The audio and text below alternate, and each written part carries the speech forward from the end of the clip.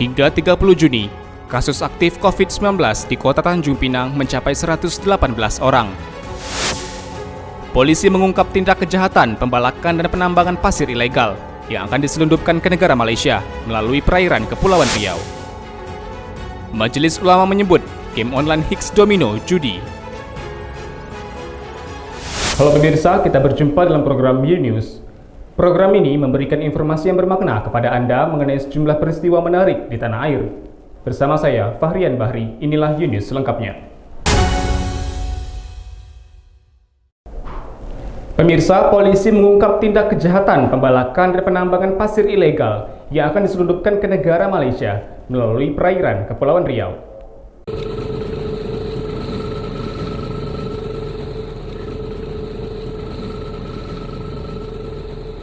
Direktorat Polisi Perairan dan Udara Kepolisian Daerah Provinsi Riau mengungkap tindak kejahatan pembalakan kayu dan penambangan pasir laut ilegal Kamis 1 Juli. Polisi mengamankan 7 tersangka dan barang bukti 70 meter kubik batang kayu bakau atau sama dengan 50.000 batang kayu yang akan diselundupkan ke negara Malaysia melalui wilayah perairan Kepulauan Riau. Membawa kayu olahan ini di daerah perairan Meranti, tepatnya di Selat Panjang. Kayu-kayu ini akan dibawa ke negara tetangga yaitu Malaysia. Selain itu, Polda Riau juga mengungkap pertambangan pasir laut ilegal di wilayah Kabupaten Bengkalis. Kejahatan dilakukan dengan alat hisap, mengangkat pasir yang ada di laut untuk ditampung di kapal. Dari Riau, Kantor Berita Antara, UTV mengabarkan. Pemirsa, hingga 30 Juni, kasus aktif COVID-19 di Kota Tanjung Pinang mencapai 118 orang.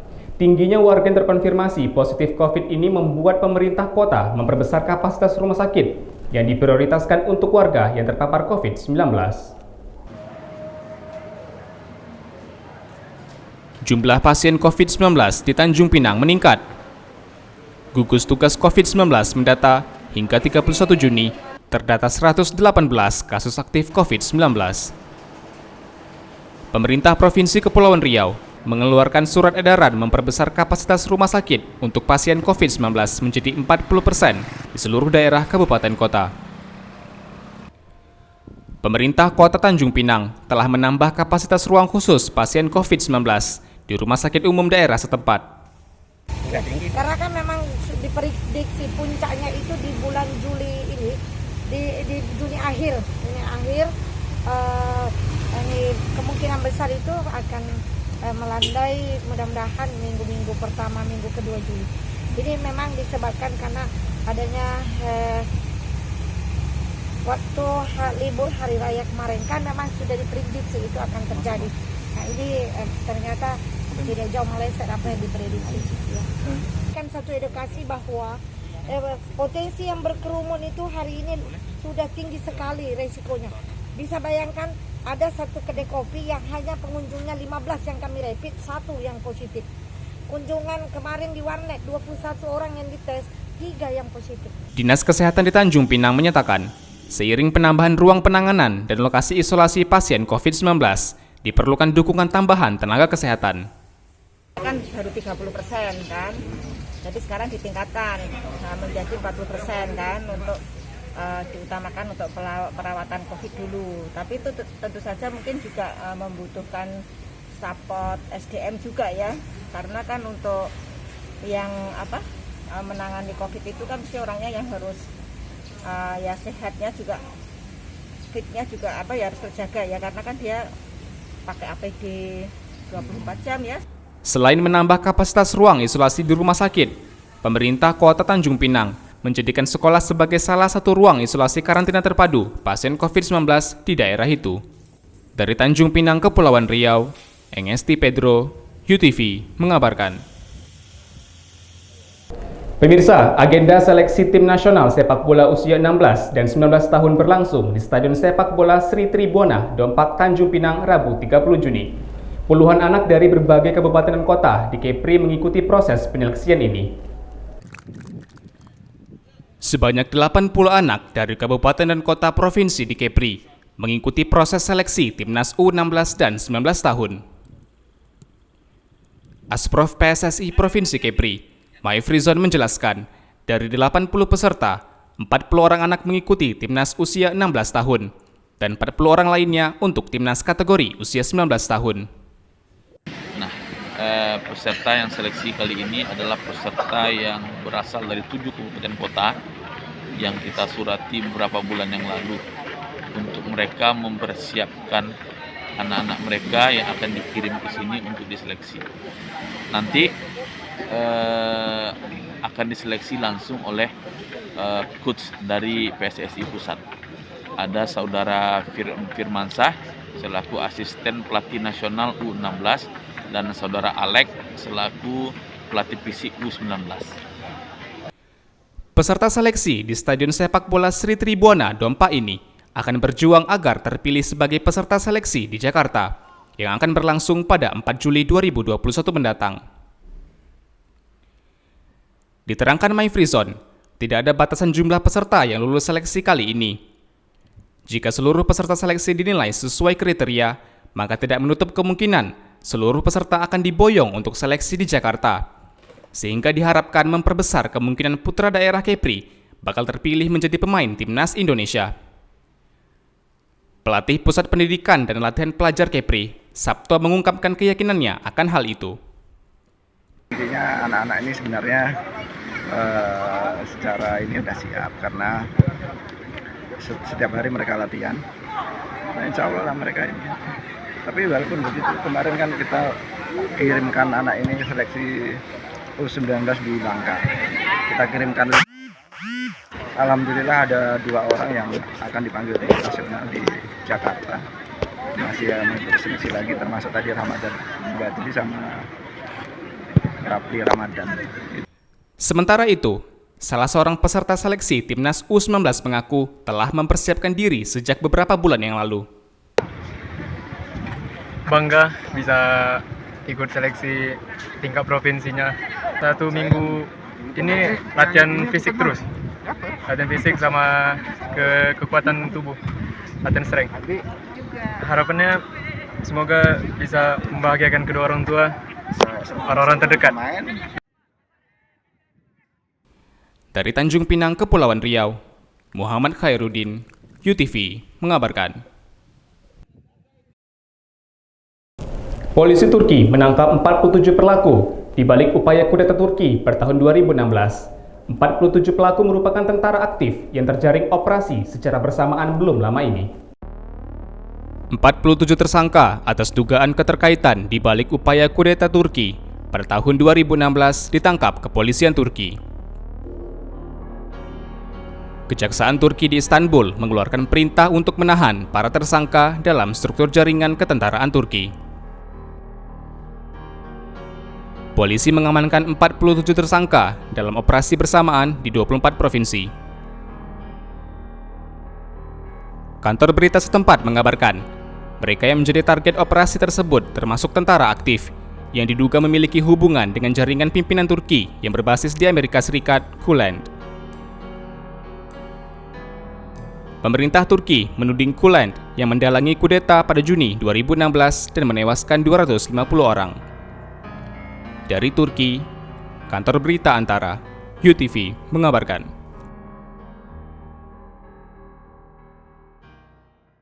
Pemirsa, Majelis Ulama menyebut game online Hicks Domino judi. MUI meminta pemerintah menyelidiki permainan tersebut yang dinilai berdampak tidak baik untuk masyarakat. Permainan daring via telepon seluler, Hicks Domino Island, saat ini berada di tingkat teratas sebagai permainan yang digemari di Kota Tanjung Pinang, Provinsi Kepri. Tidak hanya di kalangan pelajar, permainan ini juga digemari di kalangan dewasa. Bagi sebagian besar pemainnya, permainan ini sekedar menghabiskan waktu luang atau seru-seruan bersama teman tongkrongan. Oke, buat seru-seruan aja, Bang. Lagi gabut kan, lagi nggak ada kerjaan, ya udah kita main gitu sama kawan-kawan yang lain. Kalau nggak ada kawan juga kita nggak main. Apa nggak takut terganggu bang sama kuliah bang? Kayaknya enggak sih, selama ini kita main asik-asik aja, nggak keganggu sama aktivitas lain apalagi kuliah. Takut nggak bang kecanduan bang? Candu kayaknya enggak sih, kita main itu sering bosen ya, jadi kalau memang lagi bosen ya kita main, dan juga kalau lagi main game kita bosen ya kita berhenti gitu. Untuk game itu udah habis berapa duit abang? Enggak banyak sih, enggak ada malahan, kita main-main aja, kalau dibagi ya kita main gitu. Nah, gitu aja. Berarti apa nggak pernah beli chip atau apa? Nggak pernah, kita nggak sampai sana sih. Namanya sih main-main aja sih bang, dengan kawan habis itu ya ikut dimain. Apa nggak takut keganggu pak sama kerja bapak sebagai ojek online? Kalau bilang masih terganggu enggak sih bang, soalnya saya kan mainnya tuh pas nggak ada orderan saya main gitu aja bang, jadi nggak merasa terganggu lah. Takut nggak kecanduan bang main game itu? Kalau sampai saat ini sih belum ada sih rasa takut untuk kecanduan. Kecanduan ya? Depan aja sekarang ini kan. Udah habis berapa bang untuk main game online ini? Habis 150.000 lah Per hari? per minggunya. Per minggu? Itu kurang bagus ya kan, tapi ya macam mana juga kita pun nggak bisa juga ya mengatasi ya tentang game online inilah, gimana yang sedang maraknya ya kan. Sementara ya zamannya pun udah gimana, susah lah mau ngomong. Nah, mungkin kalau zaman dahulu mungkin anak-anak ini nggak tahu seperti ini ya kan, kalau anak-anak zaman dulu nggak tahu seperti ini. Ini karena zaman aja semakin canggih ya kan, makanya ya anak-anak ini pada online itulah. Sementara itu, Majelis Ulama Indonesia (MUI) Provinsi Kepulauan Riau menilai permainan telepon seluler Higgs Domino Island sebagai perjudian. Menurutnya, dalam permainan tersebut terdapat transaksi serta kemenangan pemainnya bergantung pada peruntungan. Besar taruhannya, semakin besar juga hadiahnya nih. Nih, kalau grand segini. Komisi Hukum dan Perundang-undangan MUI Provinsi Kepulauan Riau lantas meminta pemerintah Provinsi Kepri untuk menanggapi serius tren permainan ini. Ya, selama itu adalah ada transaksi di antara dua pihak dan memberikan kesempatan menguntungkan satu pihak dan merugikan pihak yang lain dengan perbuatan tertentu untuk mendapatkan benda, harta atau jasa, maka ini termasuk bagian daripada perjudian. Nah, kalau itu ada di dalamnya maka itu adalah judi. Dan kalau kita lihat memang dari beberapa sumber-sumber berita yang telah dilansir di media-media portal yang ada, media-media online yang ada, termasuk statement di beberapa lembaga masyarakat seperti Majelis Ulama Indonesia, ya, saya kira itu memang adalah perjudian. Nah, karena itu perjudian, maka mau tidak mau di Negara Kesatuan Republik Indonesia judi adalah terlarang, haram. Sebagaimana diatur dalam aturan negara berdasarkan pasal 303 Kitab Undang-Undang Hukum Pidana KUHP, setiap permainan yang kemungkinan untuk mendapatkan keuntungannya bergantung pada peruntungan atau kemahiran pemain dan melibatkan pertaruhan di dalamnya, maka perbuatan tersebut adalah judi. Dari Tanjung Pinang, Kepulauan Riau, UTV mengabarkan. Pemirsa, YouTuber sekaligus peramal Mbak Yu dikabarkan meninggal dunia pada Kamis 1 Juni. Mbak Yu dikenal dengan ramalannya yang kontroversial. Kabar duka menyelimuti kalangan artis dengan meninggalnya YouTuber yang juga paranormal, Mbak Yu. Kabar meninggalnya Mbak Yu dibenarkan oleh tim YouTube-nya Yan Pratama Adi. Adi menyebutkan Mbak Yu meninggal dunia di Rumah Sakit Premier Bintaro sekitar pukul 13 waktu Indonesia Barat karena kondisinya menurun. Namun belum diketahui pasti apa penyebab kematian Mbak Yu. Pihak keluarga dan karyawan masih menunggu hasil pemeriksaan dokter lebih lanjut. Gini ya teman-teman, gue konfirmasi Mbak Yu betul meninggal. Mbak Yu betul meninggal di Rumah Sakit Premier Bintaro. Kira-kira dia dilarikan ke rumah sakit tuh 1 atau 2 jam yang lalu, 1 jam yang lalu lah. Kalau penyebab kematiannya, gue belum dapat rilis resmi dari Premier Bintaro apakah COVID atau penyakit bawaan lainnya. Prosesinya mau dimandikan langsung di Premier Bintaro dan langsung dibawa ke Salatiga. Tim JNK juga tidak ada yang merapat ke Cucur, ke kantor ataupun ke Rumah Sakit Premier. Jadi benar-benar kami serahkan ke ada keluarga lah yang mendampingi di sana dan langsung dibawa ke Salatiga karena untuk kebaikan semua. Sebelum wafat, Mbak Yu sempat meramal sejumlah peristiwa yang akan terjadi di Indonesia. Di antaranya Mbak Yu meramal bencana alam akan terjadi di Indonesia mulai dari Juni hingga November 2021 mendatang. Diketahui sejumlah ramalan kontroversial pernah diramalkan oleh Mbak Yu, yakni lengsernya Presiden Jokowi di tahun 2021, terjadinya bencana alam di Juli hingga November 2021 di Indonesia dan negara-negara lain, ramalan Aurel gampang keguguran, dan pesawat jatuh mulai dari November 2020 hingga Juli 2021. Mbak Yu yang memiliki nama asli Iwis Juwariah Johana lahir di Salatiga, Jawa Tengah pada 7 Maret 1974, meninggal di usia 47 tahun. Dari Jakarta, UTV mengabarkan. Pemirsa, pemerintah Kabupaten Natuna mengeluhkan minimnya tenaga kesehatan di lokasi karantina terpadu pasien COVID-19. Natuna menjadikan asrama haji sebagai tempat karantina isolasi terpadu pasien COVID-19. Pemerintah Kabupaten Natuna menjadikan asrama haji di Ranai sebagai tempat karantina isolasi terpadu pasien COVID-19. Hingga saat ini, terdata sebanyak 85 orang menempati lokasi karantina terpadu COVID-19 di asrama haji Ranai. Tenaga kesehatan di 3 puskesmas Ranai sebagai satu-satunya tenaga kesehatan yang ditempatkan di karantina isolasi terpadu ini. Keterbatasan tenaga kesehatan seperti dokter menjadi persoalan baru puskesmas menangani lonjakan kasus COVID-19. Dengan kondisinya yang meningkat, kasus meningkat, asrama haji harus dihandle oleh Perumahan Ranai, kegiatan vaksinasi harus dijalankan, kegiatan tracking harus dijalankan, dan kegiatan lain berkaitan COVID, screening di pelabuhan dan sebagainya. Itu semua dikendali oleh Perumahan Ranai. Maka jelas kita kekurangan tenaga kesehatan, terutama dokter.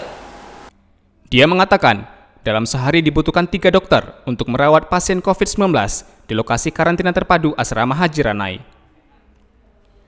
Saat ini, lokasi karantina asrama haji diperuntukkan untuk pasien positif COVID-19 dengan gejala ringan, seperti demam, batuk, dan pilek. Nazri berharap pemerintah Kabupaten Natuna dapat mengambil alih dengan menyiapkan tim khusus penanganan pasien COVID-19 yang berada di lokasi karantina terpadu. Kita berharap khususnya untuk asrama haji yang karantina asrama haji, kita kepinginnya memang ada tim khusus yang menangani itu, yang dibentuk dari pemerintah Kabupaten Natuna untuk khusus menangani asrama haji, sehingga Perumahan Ranai terlepas dari itu, dan berharap Perumahan Ranai bisa fokus dengan kegiatan-kegiatan lainnya seperti vaksinasi dan tracking dan lain sebagainya. Inginnya seperti itu. Dari Natuna, Kepulauan Riau, Muhammad Nurman, UTV mengabarkan. Terima kasih telah menyaksikan informasi yang kami sajikan. Tetap saksikan News selanjutnya. Salam sehat, sampai jumpa.